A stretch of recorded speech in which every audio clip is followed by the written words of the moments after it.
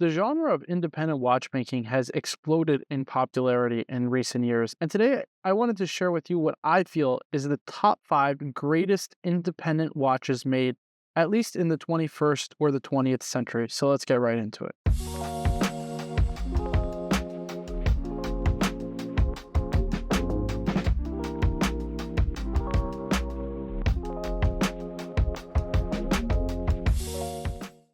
This is not going to include some historical all-time great watchmakers, the likes of Abraham Louis Breguet or the likes of John Arnold, that are obviously very historic figures in the watch industry, but haven't really made watches for a very, very long time. So really, I wanted to focus in on the eras of really the 21st century and the 20th century, the last 50 or so years. And so starting off with number one, I had to pick the FP Journe Tourbillon Sucre.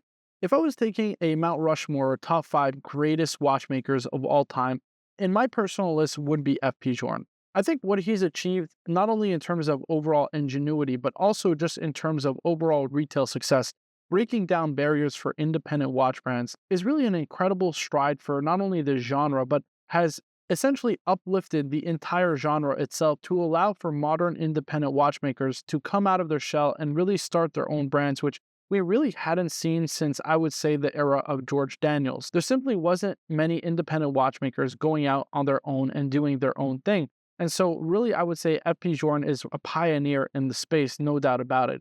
And of course, how could I not mention probably his most important wristwatch, the watch that launched his brand with the Tourbillon Souverain. Now, the Tourbillon Souverain dates back all the way to 1991, where Journe actually pitched this wristwatch to Breguet, who he was working for and creating Clock Sport at the time.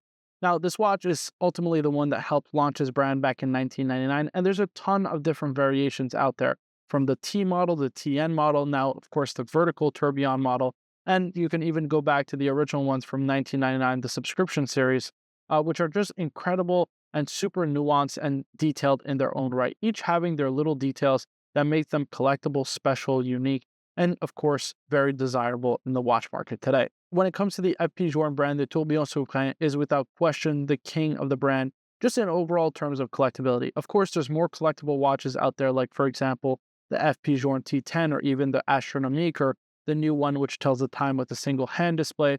Crazy, crazy watches. But overall, I would say the Tourbillon is really what he's known for and is what he made his bones with his brand ultimately. I think it's also important to note that I would no longer consider Journe as really an independent watchmaker. Although he operates independently and his overall supply chain in terms of just overall supply to the market is very, very small, and his watches are still made in the light of that of an independent, I think he's reached a status now in the watch industry where he's no longer really an independent. He has a brand. And this was a topic that I've discussed with collectors a lot, especially in recent months, where essentially I think you no longer become an independent watchmaker when you have multiple watches selling over retail. At that point, you have a brand, you have a following, because if people are willing to pay above market for your watch, I think that just shows the strength, not only your overall watch or overall following, but your overall brand itself. Nearly every single FP Journe today sells over retail and has waitlists well into, in some cases, the 10 years, for example. Now, to get a wristwatch from FP Journe, just an entry-level wristwatch, you're going to wait at least 2 years, which again, just speaks to the incredible strength of the brand of FP Journe. Combined with the incredible ingenuity, I think Journe truly is one of the most important watchmakers of this generation and of the last, I would say, 500 years. And so I had to put him in the list. And I think the quintessential wristwatch for FP Journe is the Tourbillon Souverain. Now, the next wristwatch I have is something that is a personal favorite of mine. It is the Romain Gaultier Logical 1. Now, this watch exemplifies, I think, everything that one should or really does look for in an independent watchmaker and an independent watch. It's jam-packed with proprietary technology, from the S-shaped proprietary screws from the brand, from, of course, the incredible movement with this chain and fusee mechanism with the jeweled rubies, which is just, I don't even know how he makes this, but it's just insane to look at in person and actually see and hold on to. It's one of the most mind-blowing watches, and of course the finishing of Romain Gaultier I would put right up there with just about anybody in the industry.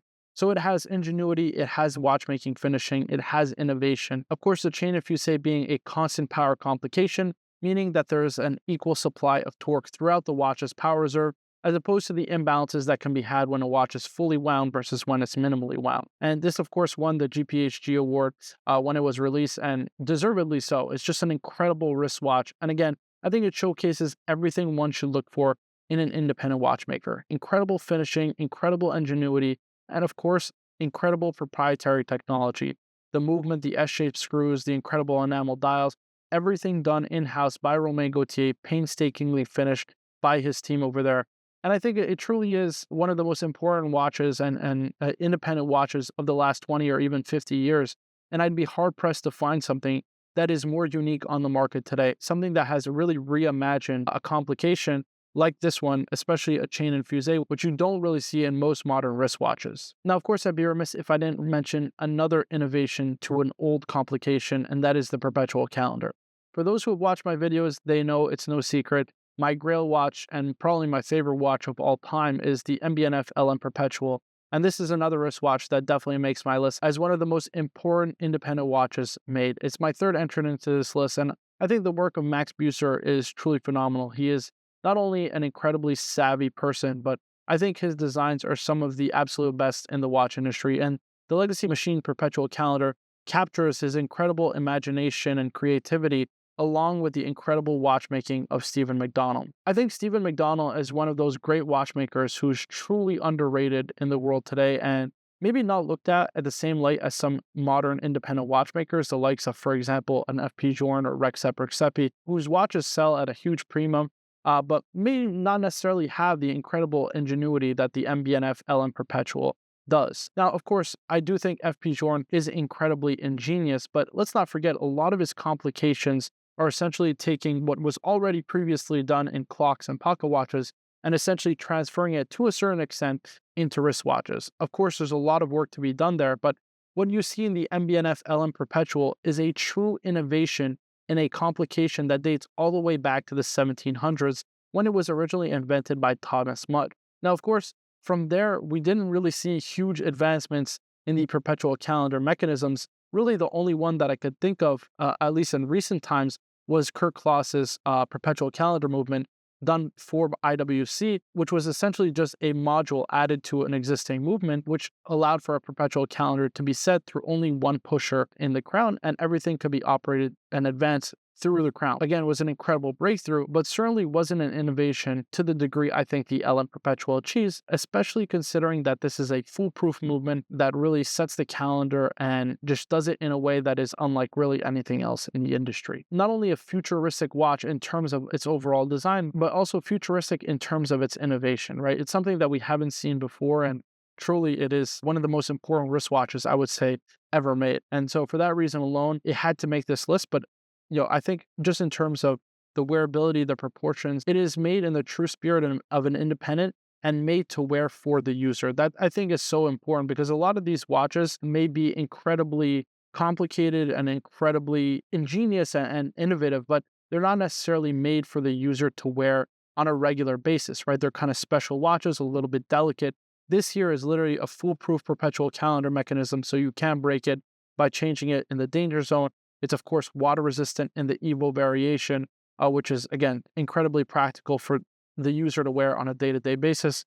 And again, just in terms of overall design and proportions, it's just incredible. Now, my fourth entrant should come again as no surprise, as he's pretty legendary in the independent watchmaking space in the world today, and that is Philippe Dufor. Now, Philippe Dufor has made his bones throughout his time in the watch industry, not only working for some of the biggest brands, the likes of JLC and AP, making grand complications for them, but has created now an eponymous brand that is probably one of the most well-regarded watches and brands in the world today. I had to make an entrant from Philippe Dufor, and I had to pick probably his greatest wristwatch, and that is the Grand and Petite Sunray. Now, of course, I have to delve into the story of this wristwatch, it having originally been made for Audemars Piguet, and only of 8 watches of these total in his brand were made and, of course, sold to clients from there. One example was sold in rose gold with a white dial for $7.1 million in 2021 by a collective man.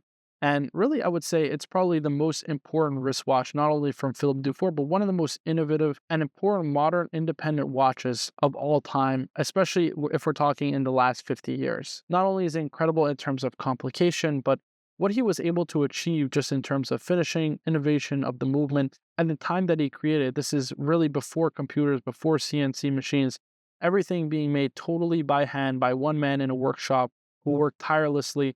It is, I think, probably the ultimate in independent watchmaking and the ultimate wristwatch when it comes to getting something that is special, unique, and I think will stand the test of time as one of the greatest wristwatches of all time. I think the secondary market price, the fact that it was sold for $7.1 million, really showcases just how important it is. That watch having actually originally come from, I believe, the Sultan of Brunei. So, pretty important wristwatch owned by some pretty important people, especially given its original price, which I'm sure was well in excess of a few $100,000 at the time. I think his watches are some of the best in the industry and probably are some of the best of all time. So, yeah, there's no question about it. I think that the Grand and Petite Sonnerie from Philippe Dufour had to make the list, as I think it's his most important wristwatch and probably the most important and the most stunning minute repeating wristwatch other than the Patek Philippe Grandmaster Chime. Now, although the Dufour Grand and Petite Sonnerie is the greatest independently made wristwatch, I had to pick an overall winner, and my overall winner is this fifth timepiece. It's not actually a wristwatch, it's a pocket watch made by the incredible late great George Daniels. Now, for those who don't know the story of George Daniels, I highly, highly recommend going out and looking into his story, or at the very least, watching A Man of Time, which is a documentary actually uploaded to Roger Smith, who is his trainee and worked under George Daniels. It's an incredible documentary about the life and times and work of George Daniels, and probably he's the most important watchmaker of our time. He is the one who inspired the likes of an F. Journe, for example, and really paved the way for independent watchmakers in a way that nobody else did. Now, the watch I'm talking about in question is, again, not a wristwatch. It's actually a pocket watch. It's the George Daniels Space Traveler. Just an unbelievable pocket watch that features an incredible amount of complications. I really wouldn't do it justice describing it. Again, I truly recommend going into and looking at and discovering more of the story of George Daniels and how he created this incredible pocket watch that he wore on his person. It has a number of innovations using, for example, Breguet's natural escapement, which is that double impulse escapement that hadn't been used since the watchmaker himself, Breguet actually invented it just due to the technical difficulty of it all. You know, you look at the schemes of it, all the math that's involved, it just goes to show you just how much of a genius George Daniels was. And again, I really can't do this piece justice in describing it, so I highly recommend you all going out and doing your own research and checking it out for yourself. George Daniels being, I think, the most important watchmaker. And again, one of those Mount Rushmore watchmakers I would put as an all-time great, right up there with the likes of a Breguet or a John Arnold or a Thomas Mudge. So that's my list, top 5 most important independent watches, at least of the 20th and 21st century. Let me know what you guys think down in the comments below. What does your top 5 look like? What do you think are some of the most important wristwatches made over the last 50 or so years? I'd love to get your feedback. Of course, if you enjoyed this video, please be sure to hit the like button, subscribe for more videos like this in the future, and as always, I'll see you in the next one.